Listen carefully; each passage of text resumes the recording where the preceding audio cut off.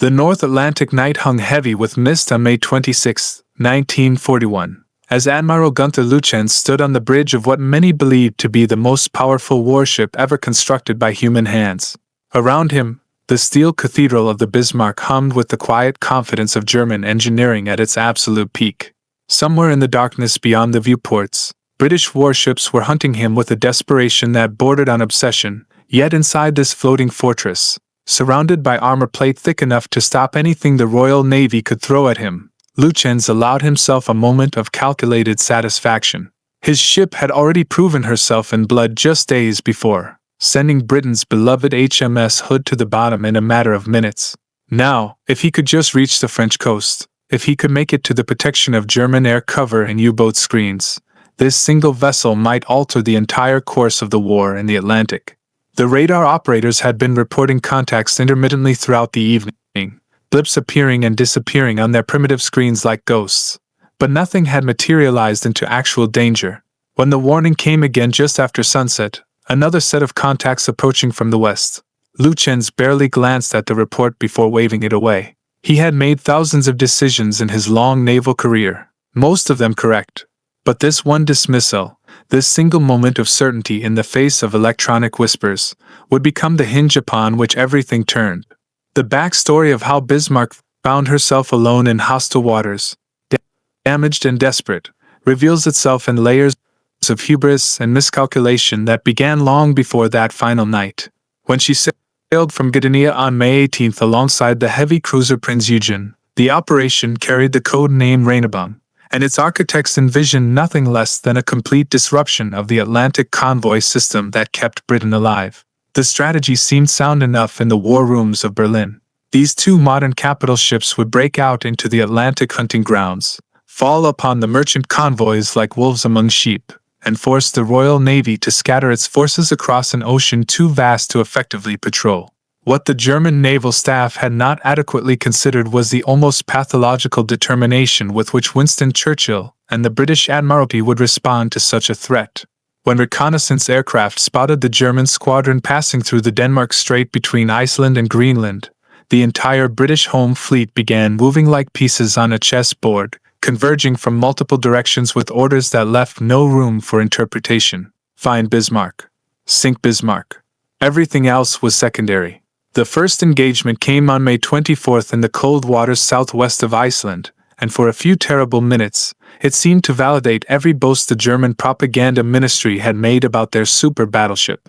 HMS Hood, the largest warship in the Royal Navy and a symbol of British naval supremacy for 2 decades, steamed toward Bismarck alongside the new battleship Prince of Wales with the kind of aggressive confidence that comes from a century of naval dominance. Vice Admiral Lancelot Holland aboard Hood knew he was facing formidable opponents, but the calculus seemed straightforward enough. Bring the German ships to battle, use superior numbers and gunnery training to overwhelm them, and eliminate the threat before it could scatter into the vastness of the Atlantic. What Holland could not fully appreciate, what perhaps no one in the Royal Navy wanted to believe, was that Hood carried a fatal vulnerability that her designers had never adequately addressed. Her deck armor, meant to protect against plunging fire from long range, was thinner than it should have been, a compromise made decades earlier when she was built in the aftermath of World War I. When the ranging shots began, Bismarck's gunners demonstrated the frightening efficiency of German fire control systems. The fifth salvo from Bismarck's 15-inch guns fell precisely where mathematical calculations and years of training said it should, and what happened next became one of those moments in naval warfare that seems to occur in slow motion for those who witness it. A shell, possibly two, penetrated Hood's deck armor somewhere near her after magazine. The explosion that followed was not merely violent but transformative, a detonation so massive that it tore the ship apart in seconds. One moment, Hood was a functional warship with more than 1,400 men aboard her. The next, she was two separate pieces of twisted metal sinking into water so cold that survival time could be measured in minutes. Of her entire crew, only 3 men lived. Prince of Wales, still braking in her guns and dealing with mechanical problems, managed to land several hits on Bismarck before withdrawing under a smoke screen, but the psychological impact of what had just occurred rippled across both fleets like a shockwave. The Germans had killed a legend. The British had lost a symbol. But those shells from Prince of Wales, even though they seemed minor compared to the destruction of Hood, carried consequences that Admiral Lütjens would not fully grasp until it was too late. One hit had ruptured fuel tanks in Bismarck's bow, contaminating hundreds of tons of fuel oil with seawater and creating a leak that left a telltale oil slick trailing behind the battleship like a bloodstain. Another had damaged the forward compartments enough that the ship now had a slight but persistent list, and her captain, Ernst Lindemann, had to reduce speed to prevent further damage. These were not crippling wounds, not the kind of catastrophic damage that sinks a warship outright, but they were enough to change the equation. Bismarck could no longer continue her raiding mission. She needed repairs, and the only friendly port capable of handling a ship her size lay in occupied France, in the heavily defended harbor of Brest.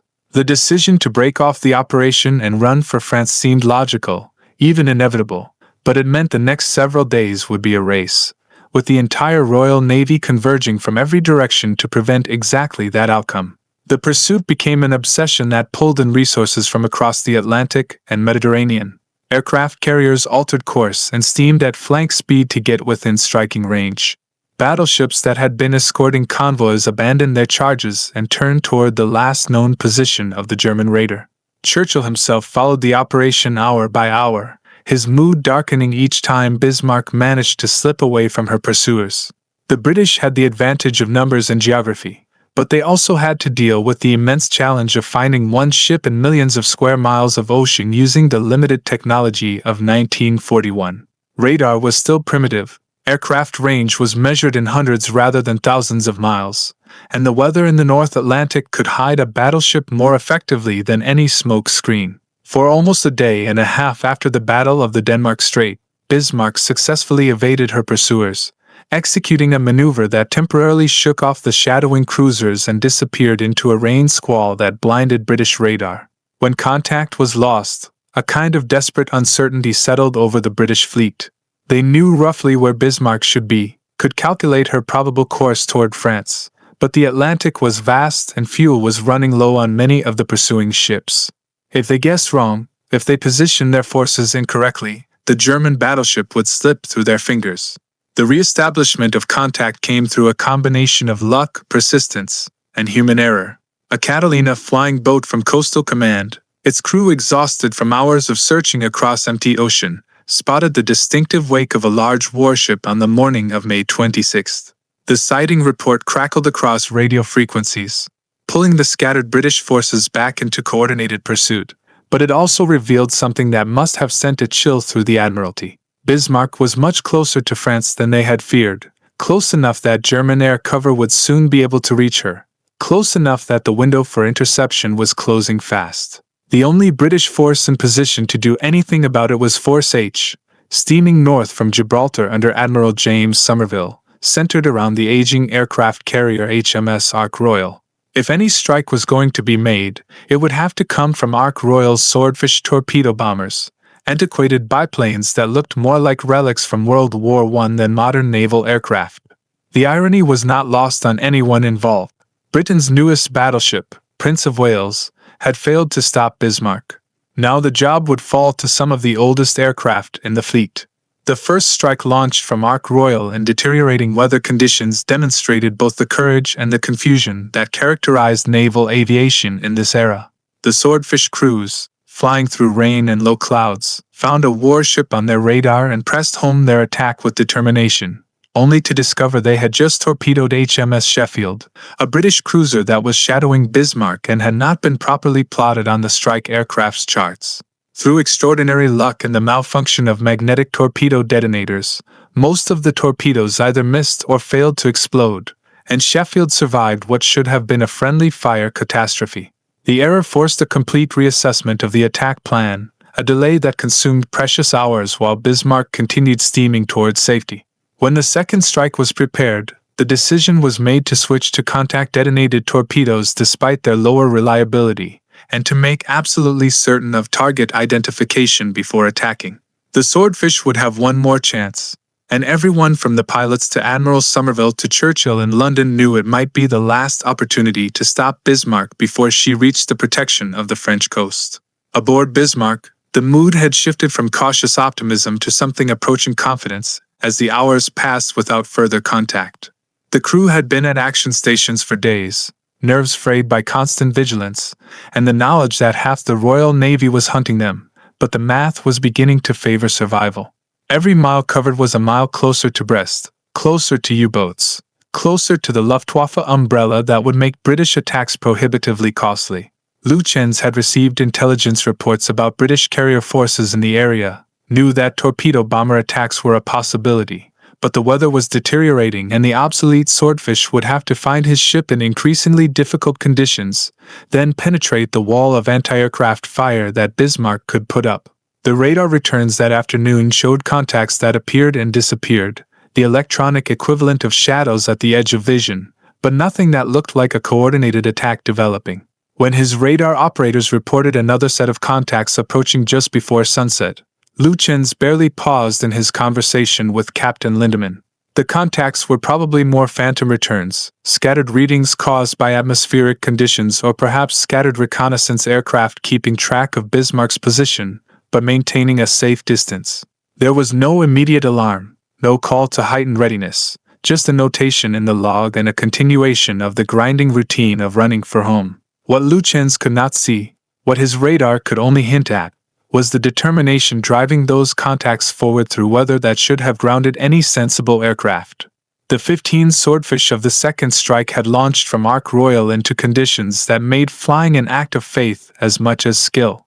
The fabric-covered biplanes bucked and twisted in winds that threatened to tear them apart, flying so low over the wave tops that spray lashed their open cockpits, navigating by compass and hope toward where Bismarck should be.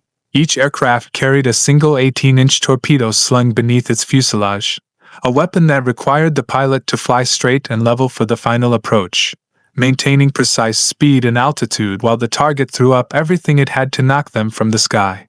The Swordfish had one advantage that more modern aircraft lacked.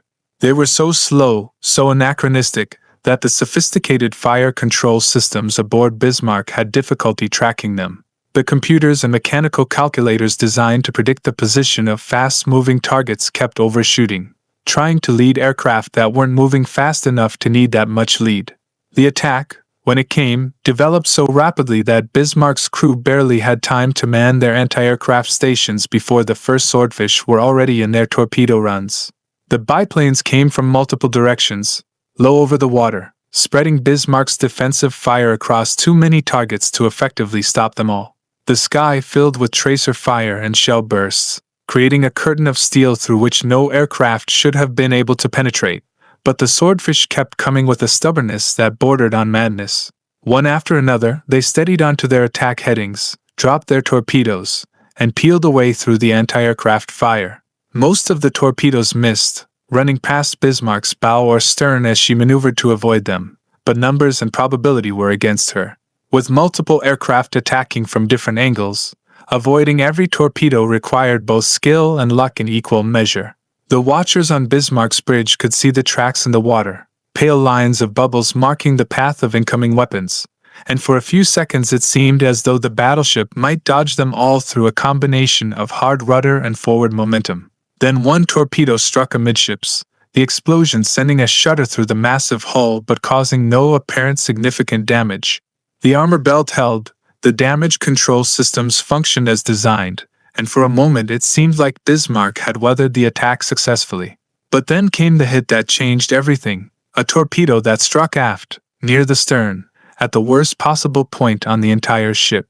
The explosion itself was not catastrophic, not the kind of devastating detonation that breaks a warship's back, but the location of the impact turned a survivable hit into a death sentence.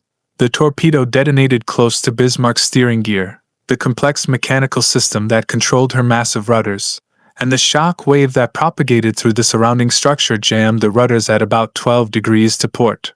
In the immediate aftermath, as damage control parties rushed to assess the situation, the true horror of what had happened began to reveal itself. Bismarck, the most powerful battleship afloat, could no longer steer. The attempts to regain control became increasingly desperate as the minutes ticked by and the ship continued circling back toward her pursuers. Engineers deep in the stern tried manually operating the steering gear, straining against mechanisms that were meant to be powered by hydraulics and electricity.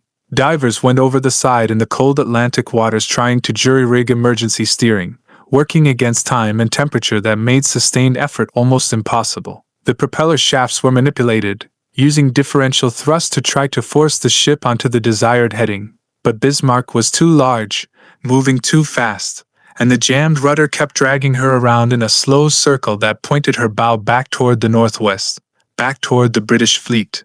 On the bridge, Lütjens and Lindemann consulted with engineers and damage control specialists, running through every possible solution, but the news kept getting worse.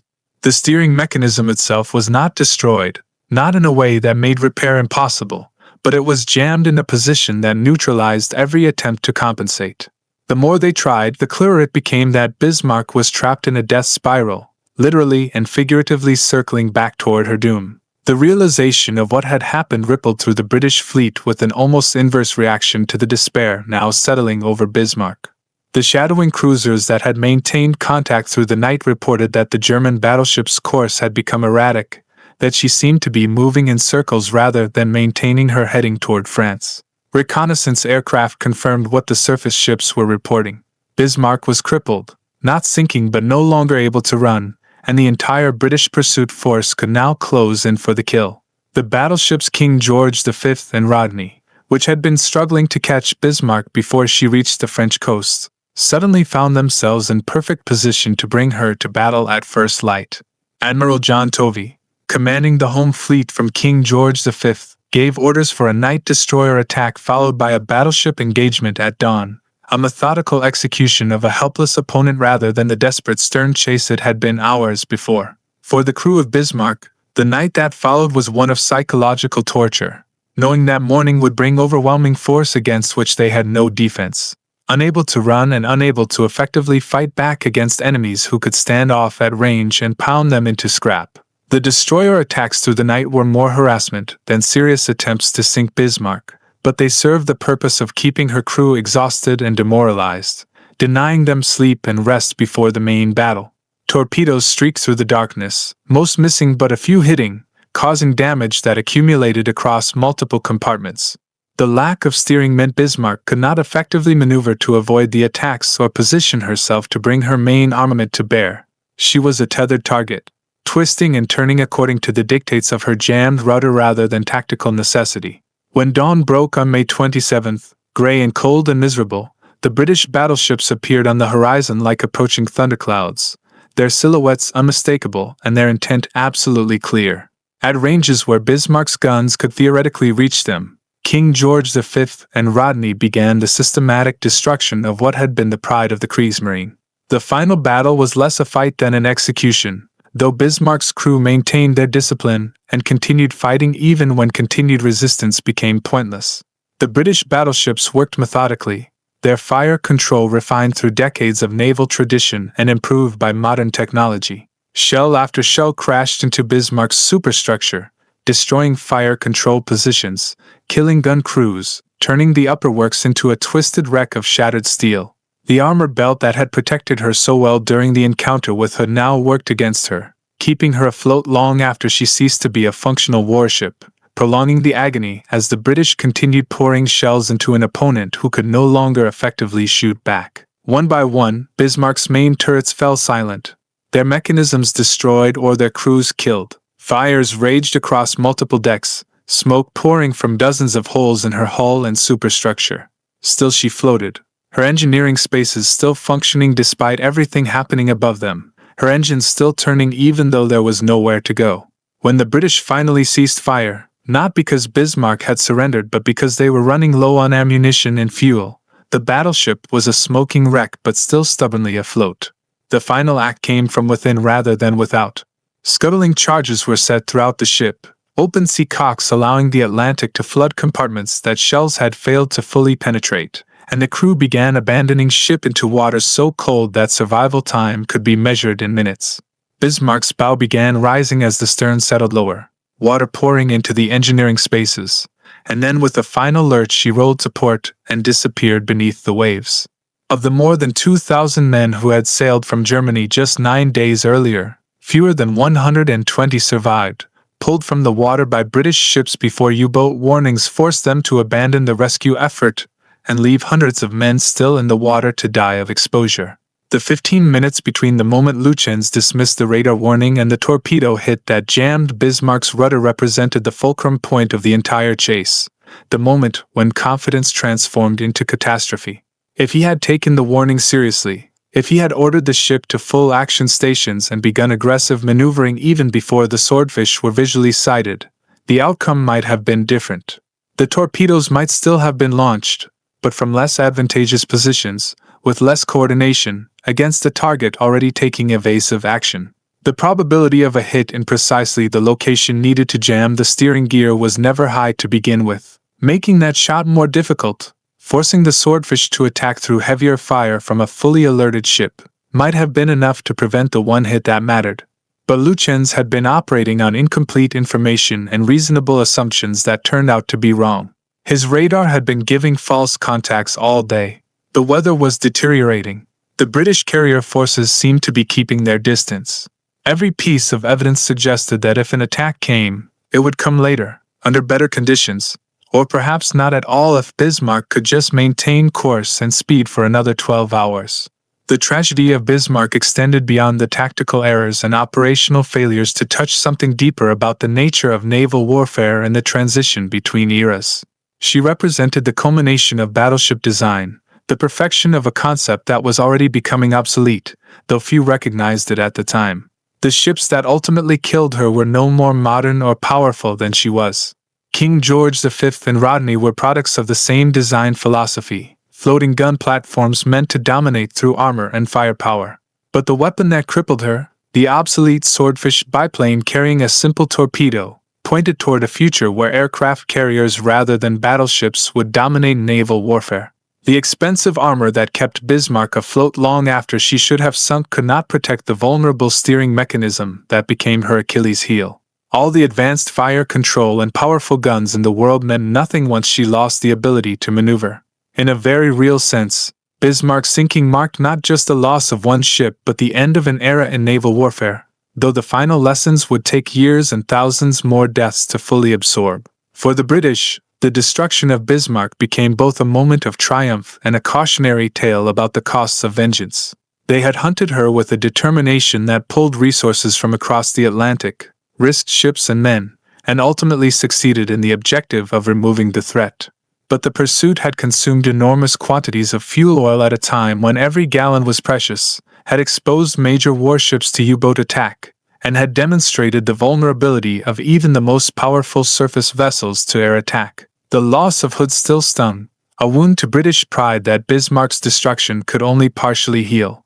The psychological impact of watching their greatest warship explode and sink in minutes would influence British naval doctrine for the remainder of the war. The survivors pulled from the North Atlantic carried with them stories of the battle that became part of naval legend, tales of bravery and futility, of machines failing and men enduring, of the thin line between triumph and disaster that defined combat at sea. For Germany, Bismarck's loss was catastrophic not just in terms of the ship itself but in what it represented for their entire naval strategy. The sortie that was supposed to disrupt the Atlantic convoy system and force Britain to disperse her naval forces had instead resulted in the destruction of one of Germany's most powerful warships and the effective end of surface raiding operations in the Atlantic. The Kriegsmarine's remaining capital ships would spend most of the war confined to Norwegian fjords or Baltic ports, more useful as threats and being then as active weapons.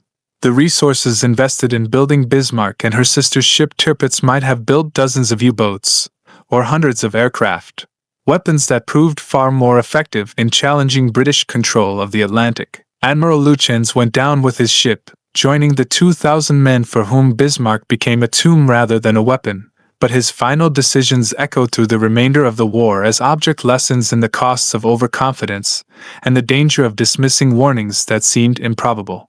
The story of Bismarck endures because it contains elements that transcend the specific historical moment, touching on themes that remain relevant across time and technology. The confident commander dismissing warnings because they do not fit his expectations. The catastrophic failure in a single vulnerable point negating all surrounding strength. The desperate improvisation in the face of disaster that cannot be overcome through will alone. The hubris of believing that superior technology ensures victory regardless of tactics or luck.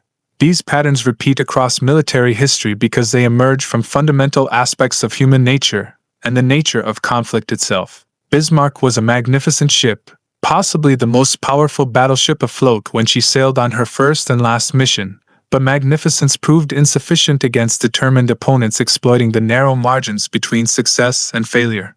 In the cold waters of the North Atlantic, 2 miles down where light has never reached, Bismarck rests today as both monument and warning. The wreck, discovered decades after the battle, shows the massive damage inflicted during those final hours, but also reveals the scuttling charges that suggest her crew denied the British the satisfaction of sinking her themselves. The twisted metal holds the stories of 2,000 men, most of them barely into their 20s, who followed orders and operated machinery and died far from home for causes they may or may not have fully understood. Their story deserves to be remembered not as propaganda or simple morality tale, but as a reminder of the human cost of the great movements of history, the individual tragedies that aggregate into the broad sweeps we call campaigns and operations. 15 minutes between confidence and catastrophe. 15 minutes that determined the fate of a battleship and the lives of thousands. 15 minutes that continue echoing across the decades, teaching lessons to those willing to listen about the fragility of certainty and the permanent consequences of temporary decisions made under pressure in the darkness of war.